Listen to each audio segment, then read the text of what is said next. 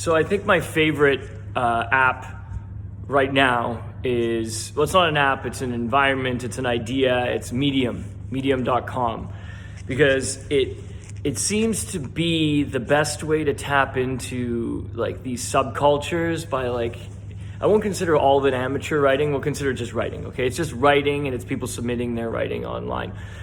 What I find very interesting about it is that it converted me into paying attention to daily articles, just the way that the UX works, the way that the actual company works, right? So the culture of the company I buy into. So one of the articles is, and I'll repost this, but the title is Why It's Important to Start Before You're Ready. And I find this really poignant because this is like me in social media. We'll get down there because I've been doing these videos and not posting any and recording for almost 90 to 120 days now. And I have hours and hours and hours of video. But I needed to figure out themes, topics, traction, and it has to be not so spontaneous. It has to have some, delivery structure. So one of the things I like to talk about are articles that I read. And of course, this is so funny because after everything that I've done over the past few months, now I want to write a book. It doesn't really necessarily have to be the way that a normal book would be written, but I'm just thinking of that as a way to build a foundation of structure for information that's in my head. And maybe it's not a book, but I like the idea of chapters and pages, and it just makes the divisions of information very easy. So check this out. Why it's important to start before you're ready. And this is why I'm saying this, because it's so hilarious how when you read something, you actually, it's like I can go to Indigo right now and I can go to the business section, or I can go to the motivation section, or like the self-improvement, or whatever any of these sections are. And it's funny because you look at the book titles and you look at the cover and then you look at the preface and all these things, and you look at the way it's built, and so many things are so repetitious in the whole culture of like motivational self-help business books, let's say something like that. Or just, I would call it like psychology of human beings and how you operate, and someone identified that and put it into a written concept that you can read, you can purchase and read.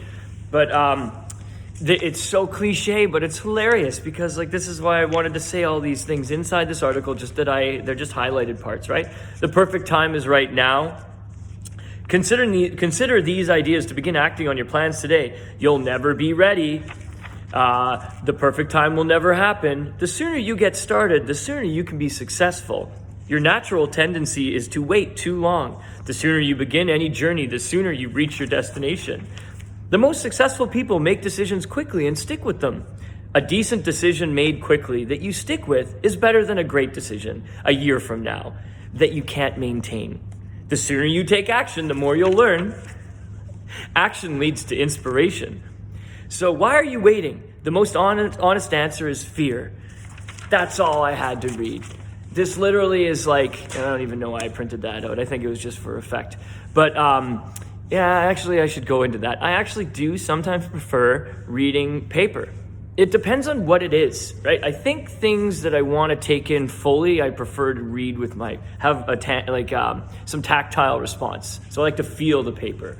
Of course, I'll probably just throw that out, not recycle.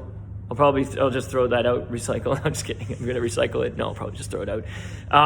But at the same time, I read every word and it really went into my mind. But it's so, the reason why I wanted to use that article as an example is I'm, talking about a service that's in my, cloud stack, my daily cloud stack would be medium.com. The other thing I wanted to mention was that it's so ridiculous that half of those things I read and people just, I pass them off too. It's yeah, I get it. Yeah. But I don't do them. It's the fear of change. I had to read that line that the fear of change is the reason. And so one of the things I like about this now, social media and the camera or podcasting or anything, is that I've broken through that fear of social media and I'm going to go down that rabbit hole right now. So it's a long concept, and I'm going to pick days and times in which I talk about it because I can go tangent forever about it. But the reason for a lot of the things that I think have come full circle for me personally in work and in life is because I've now recognized that I have fear of change inside me. Maybe not so much anymore because I'm doing this, but it was there because I'm like a perfectionist, right? So quality control for anything that I do is there. But, I'm an entertainer as well. I do enjoy it, or an educator, whatever. I just like talking a lot, and a lot of the things I like talking about are useful, especially because I'm a business consultant every day of my life, and I'm a social observer, right? So the things that I get to see and process only stay in my mind unless I'm at a party and someone asks me something and we have an interesting conversation, or I just start talking because I talk a lot. Whatever it is, but it stays inside me, and there's no audience. So that's what this is now. I realize that I have a lot of things to say, and the internet's my audience. So it was really easy to transition that. But now every time I read Fear of Change, I have a relationship with it, right? Because I'm like, I remember you, and it's me in the past that does or did have a fear of change because I don't really like social media, but I knew I had to use it because it's useful for the obvious marketing, right? So like, even though there are people that just use it for their claim to fame, their 15 minutes, their vanity, whatever, and that's like a whole, don't worry, we're going to talk about it because I find it hilarious. So, and I get it, right? I understand this now because of my involvement with this now, right? But anyway, fear of change. So that's going to be in these conversations quite a bit because I totally get it. Perfectionist, quality control, that's why you don't want a camera in your face. You're like, does this go on the internet? Are people going to say things? Are they going to judge it? Yeah, but who cares? That's what I'm here to say. I'm here to say that there's so much bullshit getting posted on the internet that if you have anything good to say about something, or you have anything knowledgeable to say, just do it.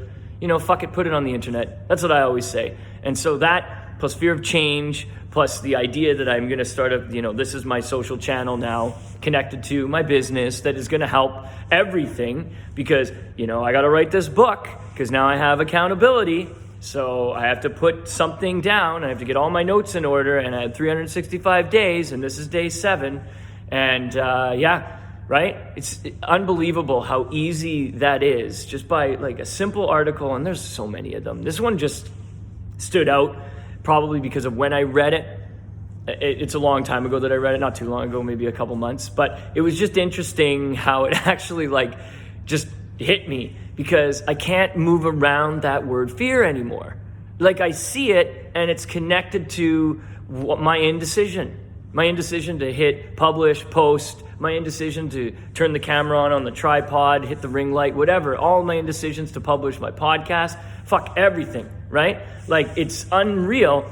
And so I think I had to go through that in order to be able to talk about it to people that aren't doing it, right? So if people have a debate with me now, I can just go right out in the open and say, I bet you it's fear.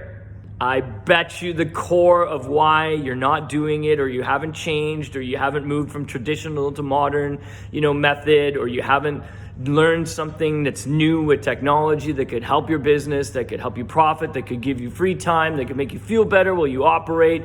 All those things is probably fear.